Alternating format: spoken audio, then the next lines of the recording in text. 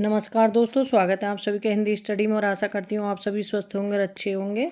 आज हम आदिकाल के क्वेश्चन करेंगे। ये आदिकाल के क्वेश्चन जो लास्ट ईयर आए हुए क्वेश्चन है वो क्वेश्चन करेंगे।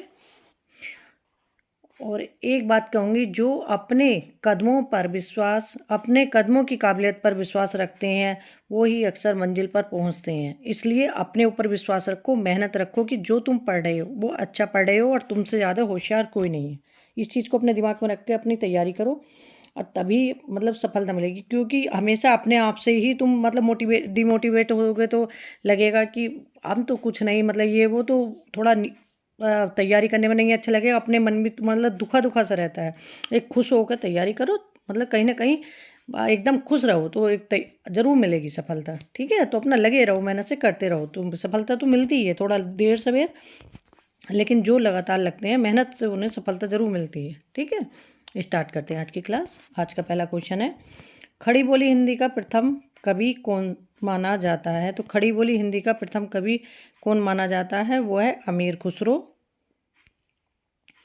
अभ्रंश शब्द का प्रयोग सर्वप्रथम किसने किया? तो अभ्रंश शब्द का सर्वप्रथम प्रयोग किसने किया था? पतंजलि ने। भरत मुनि ने अपभ्रंश को नाम दिया, तो भरत मुनि ने अपभ्रंश को क्या नाम दिया था? देश भाषा। क्या नाम दिया था भरत मुनि ने? देश भाषा। जन्म काल की दृष्टि से निम्नलिखित कवियों का सही क्रम है? तो ये चंद्रवरदाई, जगनिक, खुसरो और श्रीधर। तो ऑप्शन हमारा सी सही होगा इसमें। पृथ्वीराज रासो के रचयिता का नाम है? तो पृथ्वीराज रासो के रचयिता कौन है? वो है चंद्रवरदाई। पृथ्वीराज रासो चंद्रवरदाई की रचना है। आगे देखते हैं, इनमें से कौन सा ग्रंथ लौकिक चरित काव्य माना जाता है? तो लौकिक चरित काव्य कौन सा ग्रंथ माना जाता है? तो वो है भविष्यत कहा धनपाल का। नाथ संप्रदाय के प्रवर्तक इनमें से कौन है? तो नाथ संप्रदाय के प्रवर्तक कौन है? ये गोरखनाथ। ज़्यादातर जैसे ऑप्शन में मच्छिंद्र नाथ, गोरखनाथ हो तब भी गोरख ही नाथ ही टिक करना, क्योंकि आयोग ने जब भी माना है गोरखनाथ को ही माना है। ठीक है, तो नाथ संप्रदाय के प्रवर्तक कौन है? गोरखनाथ। नाथों की संख्या कितनी थी? 9 थी। ठीक है, जिसमें नागार्जुन, जड़भरत, हरिचंद, सत्यनाथ, भीमनाथ, गोरक्षनाथ, चरपटनाथ, जलंधरनाथ, मलयार्जुन। इसलिए तो ये 9 हो गए और इसमें जो 84 थे वे सिद्ध थे। महापुराण के रचनाकार कौन है? तो महापुराण किसकी रचना है? ये पुष्पदंत की रचना है महापुराण। पुष्पदंत का हिंदी का भभूति भी कहा जाता है। शिवसिंगर ने पुष्पदंत को भाका की जड़ कहा है। शिवसिंगर ने पुष्पदंत को क्या कहा है? भाका की जड़ कहा है। राहुल सांकृत्यायन ने हिंदी का पहला कवि किसे माना है? तो राहुल सांकृत्यायन ने हिंदी का पहला कवि किसे माना है? सरप्पा को। रामकुमार वर्मा ने हिंदी का कवि किसे माना है? स्वयंभू को। इस तरह से आचार्य रामचंद्र शुक्ल ने किसे माना है? चंद्रवरदाय को। पुष्य या पुण्य किसे माना है? शिव सिंह सेंगर ने किसे माना? पुष्य या पुण्य को। ठीक है, निम्नलिखित में से कौन सी श्रेणी कालक्रम अनुसार सही है? तो इसमें कालक्रम अनुसार कौन सा सही है? तो इसमें ऑप्शन सभी गलत हैं। जो कालक्रम अनुसार है ये है कुमारडासु पहला है, कुमारडासु, बीसलदेव रासो, पृथ्वीराज रासो, हमीर रासो, ये सही है। लेकिन इसमें ऑप्शन में ये नहीं है, सारे गलत हैं। इसमें कुमारडासु रचना है दलपति विजय की, बीसलदेव रासो रचना है नरपति नाल की, पृथ्वीराज रासो रचना किसकी? चंद्रवरदाय की, हमीर रासो सारंगधर की रचना है। इन सिद्धों तथा नाथों में सबसे पुराने, सिद्धों और नाथों में सबसे पुराने कौन से हैं? मच्छिंद्र नाथ।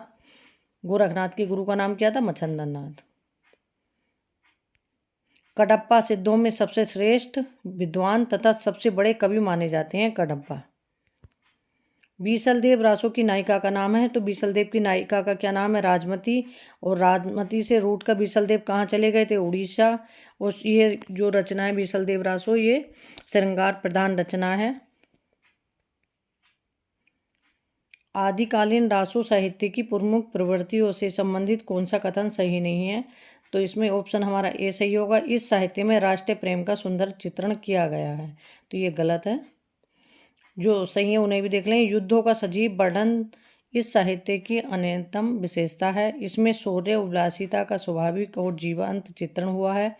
श्रृंगार रस और वीर रस का एक साथ चित्रण इसकी महत्वपूर्ण विशेषता है। अब आदिकाल के पूछे कि कौन से रस प्रमुख है आदिकाल में, तो वो श्रृंगार और वीर रस प्रमुख थे आदिकाल में। और रीतिकाल में कौन सा था? रीतिकाल में श्रृंगार रस प्रमुख था।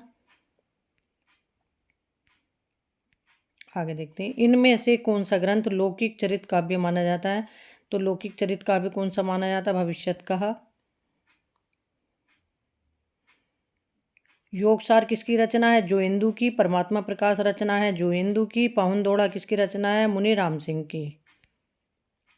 ये सारी रचनाएं एग्जाम में पूछी जाती हैं। विद्यापति इनमें से किस रचना के आधार पर मैथिल कोकिल कहलाए? तो विद्यापति को जो मैथिल कोकिल कहा गया किस रचना के आधार पर कहा गया? पदावली के आधार पर।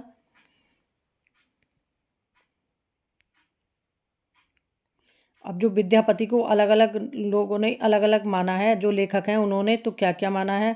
हरप्रसाद शास्त्री ने श्रृंगारी कवि, रामचंद्र शुक्ल ने, राम कुमार वर्मा ने, सुमंत्रा झा, राम वृक्षपुरी, इन्होंने श्रृंगारी कवि माना विद्यापति को। भक्त कवि माना है बाबू ब्रजनंदन सहाय ने, श्याम सुंदर दास ने और हजारी प्रसाद द्विवेदी ने भक्त माना है। रहस्यवादी कवि माना है जॉर्ज ग्रेयर्सन ने, नागेंद्र नाथ गुप्त ने, जनार्दन मिश्र ने। ठीक है। चंदनबाला रास के रचयिता हैं, तो चंदनबाला रास किसकी रचना है? आशुगी कवि की है। जिन धर्म सूरी स्थूलीभद्र रास की रचना है। विजयसेन सूरी ये रेवंतगिरी रास, इनकी रचना कौन है? विजयसेन सूरी की रेवंतगिरी रास। जिनदत्त सूरी उपदेश रसायन रास, चरचरी और काल स्वरूप कुलक। ठीक है। आगे देखते हैं, अमावस के घरी झिलमिल चंदा, पूनम के घरी सूर नाद के घरी बियांद, गरजे बाजत अनहद तूर। ऊपरी काव्यांश में अनहद नाद की स्थिति को व्यक्त करने वाले योगी संत का नाम है गोरखनाथ। ठीक है। नाद और नाथ इस तरह से याद कर लेना इस पंक्ति को। पृथ्वीराज रासों में कितने समय सर्ग हैं? तो पृथ्वीराज रासों में कितने समय सर्ग हैं? 69 समय है। और 68 इसमें प्रकार के कितने छंद हैं? 68 प्रकार के इसमें छंद हैं। और छप्पियों का राजा शिव सिंह सेंगर ने कहा है चंद्रबरदाई जी को। ठीक है। भाषा की कसौटी पर यदि ग्रंथ को कसते हैं तो और भी निराशा होना पड़ता है, क्योंकि वह बिल्कुल बेठिकाने हैं। उसमें व्याकरण आदि की कोई व्यवस्था नहीं है। आचार्य शुक्ल का उत्कथन किस ग्रंथ के संदर्भ में है? तो पृथ्वीराज रासों के बारे में कथन। निम्नलिखित में से किस रचना में कड़बक शैली का प्रयोग नहीं हुआ? तो कड़बक शैली का प्रयोग किसमें नहीं हुआ? पावन दौड़ा में। राम सिंह की रचना है पावन दौड़ा। सांकेतिक अर्थ रखने के कारण इनकी वाणियों की भाषा को संध्या भाषा कहा गया। संध्या भाषा किसकी भाषा को कहा गया? सिद्धों की भाषा, संध्या भाषा। आदिकाल के किस कवि की भाषा हिंदी के वर्तमान रूप के सर्वाधिक निकट है? तो आदिकाल के किस कवि की भाषा वर्तमान रूप के सर्वाधिक निकट है? अमीर खुसरो की। पृथ्वीराज रासों में प्रमुख रस कौन सा है? तो पृथ्वीराज रासों में प्रमुख रस हैं वीर और श्रृंगार रस।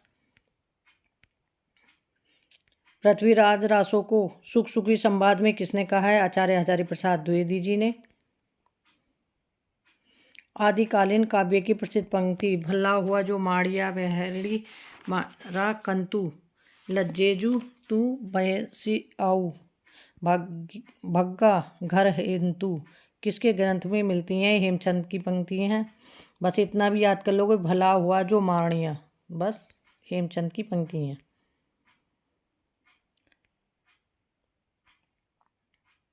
राहुल सांकृत्यायन ने हिंदी का पहला कवि किसे माना है? तो राहुल सांकृत्यायन ने हिंदी का पहला कवि किसे माना है? तो वो माना है सरप्पा को।